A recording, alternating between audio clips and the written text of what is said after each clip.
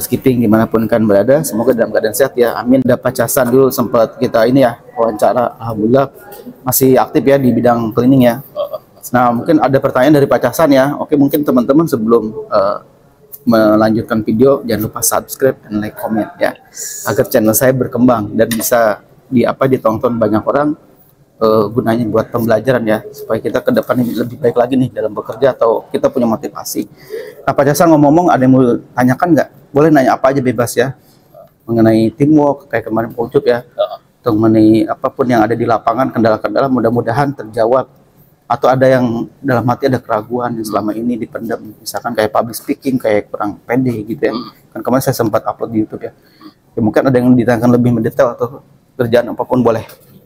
Ya, terima kasih Pak Gun sebelumnya ya. Jadi di sini hanya tertarik aja ya setelah mengikuti beberapa yang diproses oleh Pak Gun terkait masalah di YouTube itu, yang menjadi pertanyaan saya itu menarik ya. Setelah saya ikuti kemarin Pak Gun mengikuti semacam trainer terkait masalah speaking, menghadapi audiens itu seperti apa, mulai dari tahapan-tahapannya sedikit, mulai dari 10, 20 sampai ratusan itu. Dan saya bingung ini Pak Gun, bagaimana sih cara kita menanggapi, bagaimana secara kita supaya kita tuh nyaman, kita menyampaikan lepas untuk terkait masalah audiens itu Pak Gun. Oh, gimana caranya menanggapi pertanyaan yang dari audiens yang mungkin pertanyaan itu agak sulit ya? Iya. Gimana cara supaya kita rileks, santai dan bisa menjawab dan bisa memuaskan si audiens ya? Pertanyaan itu kan bisa jadi ya, ada juga yang membuat kita jadi sulit untuk menjelaskan, ada juga yang memang mudah ya. Nah, ini menarik sekali ya. Ini bukan Pak Casan aja ya, bahkan saya sendiri pernah mengalami, bukan minder ya, namanya itu nggak pede gitu, nggak pede. Kenapa? Karena kitanya udah mensugesti. Nah, jadi gini, ada beberapa kasus orang-orang yang tidak tahu mengenai sugesti. Bahaya nih, seorang yang pakar di bidangnya atau ahlinya, entah itu pakar atau pembicara, public speaking, itu dia selalu memberikan sugesti positif. Jadi ketika kita mau tampil, entah itu di public speaking kan banyak ya, contohnya misalnya dosen atau pembicara yang besar, kayak misalkan artis, kayak MC itu kan butuh adrenalin atau butuh mental yang sangat kuat. Yang pertama itu sugesti kita positif. Jadi Pak Casan jangan membayangkan hal yang negatif. Contoh, Pak Casan besok bawain training ya, materinya bla bla bla, atau besok ada rapat penting. Nah, kita jangan gugup. Yang harus kita pikirkan adalah kita memikirkan hal yang positif. Jadi kita sugesti, kita berhayal, kita berhalusinasi sesuatu yang positif. Kenapa banyak orang yang gagal? Nah gitu ya, 90% ya sahabat skipping ya, orang yang gagal itu dari pikiran. Nah pikiran itu kan dibentuk sama diri kita gitu. Aduh takut nih, takut gagal, salah. Nah karena kita sudah memberikan energi negatif ya terhadap diri kita, otomatis itu akan terjadi. Itu sama halnya ketika kita bertemu dengan atasan atau user atau klien yang mungkin bisa dibilang galak, temperamen. Tapi kalau kita udah takut duluan, itu akan terjadi. Jadi kita lakukan, bayangkan sesuatu yang baik aja, sesuatu yang baik, sesuatu yang positif, walaupun dia orangnya misalkan galak, si klien, kita berpikirnya enggak, dia baik kok. Karena manusia itu tergantung kita gitu ya. Terus mindset juga mempengaruhi. Ada istilah mindset is doa, pikiran adalah doa. Jadi kekuatan pikiran itu bisa terjadi. Jadi kita berpikirnya positif. Kalau kita mau presentasi atau mau bertraining dengan audiens yang banyak, yang mungkin memberikan pertanyaan sulit, kita pikirkannya pasti sukses, pasti lancar. Berarti lebih ke energi kita. Energi positif ya. Jadi manifest pikiran yang baik. Kedua, mensugesti hal yang positif. Jadi yang jelek itu jangan dipikirin. Jadi jangan memikirkan hal yang buruk yang belum tentu terjadi. Kebanyakan orang gitu kan, memikirkan hal yang buruk terjadi, akhirnya bisa terjadi. Contoh, ngeluh, saya nggak punya duit nih, pusing nih, stres nih, banyak tunggakan nih, banyak cicilan nih. Itu akan terjadi. Tapi kalau kita bisa mensiasati, contoh dengan cara berpikir, membesarkan pikiran, alah cuma uang segini, alhamdulillah pasti cukup, pasti bisa mencukupi sampai akhir bulan, nggak ada apa-apa, pasti nggak ada yang batas pengeluaran tak terduga. Kita yakini bahwa rezeki yang kita miliki insya Allah cukup, pasti cukup, karena yang saya bilang tadi 90% pikiran akan mempengaruhi pada kenyataan. Jadi ada kan, Allah juga nggak suka ya orang yang pesimis, orang yang negative thinking, atau orang yang berprasangka buruk akan terjadi pada diri dia. Jadi Tuhan itu tergantung prasangka umatnya. Kalau kitanya bisa membesarkan hati, yakin sama diri sendiri, pasti akan terjadi gitu. Pernah nggak membayangkan sesuatu yang positif tetapi terjadi? Pernah nggak? Jadi lebih ke ini aja ya, berarti ya Pak Gun, gampang istilah tuh yang apa tadi yang Pak Gun sampaikan itu berarti lebih ke kita cara pemikiran. Iya, cara pemikiran aja. Jadi nge-treat pikiran yang baik, yang positif, dan membayangkan yang baik-baik. Ya sugestinya akan terjadi baik juga, karena pikiran itu juga itu kan di bawah alam sadar kita ya. Jadi semua nanti alam semesta mendukung. Jadi ketakutan itu akan hilang. Jadi pikirkan hal yang buruk, buang hal yang buruk, pikirkan hal yang baik. Sebenarnya sesimpel itu. Tanpa kita mikirin caranya gitu. Nanti ada jalannya, ada alurnya gitu. Ada tiba-tiba kita bisa ngedrop sampai situ aja. Masih dipaham ya? Paham. Nah, terus yang berikutnya, kalau masalah kita ada pertanyaan yang sulit untuk audiens, kita juga manusia biasa ya. Bukan berarti kita pakarnya. Kita bisa ketika ada hal yang sulit, kita bisa bilang, oke, untuk pertanyaan ini saya akan tanyakan ke yang lebih ahli. Saya di sini hanya pembelajar, saya belum sampai ke situ pembelajarannya. Karena manusia pada dasarnya tidak ada yang hebat, tidak yang pintar, semua itu belajar dari nol. Saya ilmunya sampai di sini, tetapi alangkah lebih baiknya menguasai. Nah, cara gimana? Kita kuasain materi, ya kan? Jadi sebelum tampil atau training, walaupun hanya cleaning beberapa orang gitu ya, kita harus menguasain sampai materi itu ngelotok, sampai di luar kepala.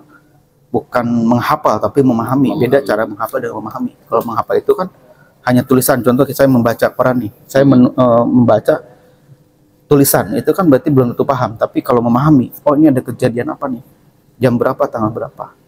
Jadi memahami itu adalah memahami kondisi saat terjadi apapun yang berarti dengan sendirinya ya Pak, timbul ya. Iya, akan sendirinya. Jadi pertama tadi sugesti, buang jauh-jauh rasa negatif. Kedua, pahami materi. Kalau memang kita misalnya ada audien yang nanya ya, kalau yang banyak tadi cara menghilangkan grogi, ya pasti kalau kita muslim ya berdoa dulu bismillah misalnya.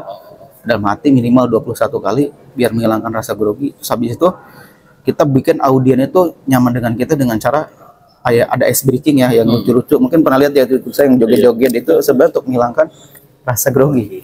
Terus kedua, libatkan audien atau diajak ngobrol atau ya pendekatan. Ya, jadi kalau bahasa sekarang itu SKSD ya. Jadi kalau misalkan ada audien yang misalkan cantik, cewek yang pakai bajunya merah, kita nggak apa-apa puji gitu ya, ibu dari mana? Ibu Desi ya, cantik banget bu. Ya gitu nggak apa-apa. Jadi pujian itu akan menghilangkan grogi. Nah itu yang pertama ya. Jadi bikin audien sama kita kenal, kitanya juga mengakrabkan diri, biar pecah suasana. Terus penampilan juga perlu. Jadi pada saat kita menerangkan materi, pemaparan materi, kita juga sebagai trainer yang baik harus rapi. Karena mereka suka dengan gaya orang yang rapi, benar nggak? Betul. Nah itu yang penting. Jadi mereka akan merhatiin nih gerak-gerik penampilan kita dan juga bahasa tubuh. Nah yang terakhir adalah bahasa tubuh. Bisa dilihat ya contoh yang saya sukai kalau motivator yang sekarang lagi viral ya, Mary Riana itu kan cewek satu-satunya. Kalau bisa dibilang dia mimik muka juga selalu tersenyum ya. Mungkin saya juga kurang nih senyum, tapi dia itu selalu hepan di hadapan kamera. Terus kalau kita dia ngejelasin apapun masuk di akal ya, pakai ilustrasi, analogi. Terus kemudian gerakan bahasa tubuh dia tuh nggak pernah berhenti. Nah ini pertama biar apa sih? Biar nggak kaku. Kedua, body language itu menghilangkan grogi. Terus penampilan juga orang akan mata itu tertuju ke kita. Itu yang saya dapat alaminya. Makanya kayak penampilan udah pasti harus rapi dan itu menentukan. Ya nggak? Makanya tampilan itu menentukan kayak saya nih. Pertama gitu. Iya. First in person ya, kayak saya ini contoh bikin channel YouTube ya, saya bikin judul yang menarik. Tahu nggak, bikin thumbnail aja bisa berapa lama? Itu bisa 1 jam, bisa setengah jam. Karena saya pengen tuh setiap orang bikin thumbnail saya, setiap melihat thumbnail saya itu menarik. Pertama powerful warna ya kan, terus dari judul juga tulisannya kelihatan cerah, jreng. Terus habis itu ada bikin orang penasaran kan, saya pernah sharing ya. Iya. Jadi ada tiga ya kan. Kalau kita mau bikin materi, pertama bikin judul yang menarik, kedua bikin angka, misalkan tips menurunkan berat badan dalam waktu seminggu, ya kan. Terus bisa menurunkan 20 kilo, itu berarti ada solusi. Ada solusi di situ kalau kita bikin materi. Tapi kalau kita nggak bikin materi ya, pada saat kita pemaparan, bikin menarik sesuatu untuk audiens. Dari bahasa kita aja kalimat. Ya kalimatnya gimana? Mungkin ada bercandaan, ada sesuatu yang menarik, yaitu quotes itu kayak kata motivasi ya diakhiri, supaya dia terkesan dengan training kita. Terus yang berikutnya kita harus kayakan kata-kata. Jadi saat kita penjelasan materi ke orang lain, kita juga jangan mati gaya. Ya, pada saat sudah selesai menjelaskan, kita boleh bercandaan atau ngomong sesuatu yang menarik atau yang viral-viral saat ini. Jadi kita jangan kehilangan berita. Ya, itu seorang pembicara yang baik. Jadi semua menguasai. Emang agak sulit ya. Gimana cara supaya terbiasa ya? Gak ada yang hebat, gak ada yang pintar. Hanya kita perlu sepak terjang, jam terbang. Kayak Pak Casan di sini kan suka training ya. Sebulan sekali. Nah, dibiasakan nanti lama-lama terlatih. Ya sama kayak pemain bola ya. Nggak mungkin langsung bisa nyetak gol kalau dia tidak terlatih. Pasti udah di belakang layarnya itu udah ribuan kali gagal, udah ratusan kali jatuh. Ya kan? Kenapa dia bisa nyetak bola? Jadi jangan lihat hari itu, tapi lihat flashback ke belakang. Mereka nggak perlu nunjukin, tapi usaha dia nggak main-main. Ya intinya tidak ada orang yang hebat di dunia ini, tidak ada yang pintar. Hebat dan pintar diciptakan diri sendiri, termasuk bodoh. Bodoh dan pintar pun diciptakan sendiri ya. Jadi baik lagi, kalau kita mau jadi orang yang terampil dan hebat, lakukanlah continue setiap hari kayak briefing. Kamu mungkin pacaran udah briefing, udah merem biasa ya. Kayak ya briefing itu kan tiap hari rutinitas, jadi terbentuk.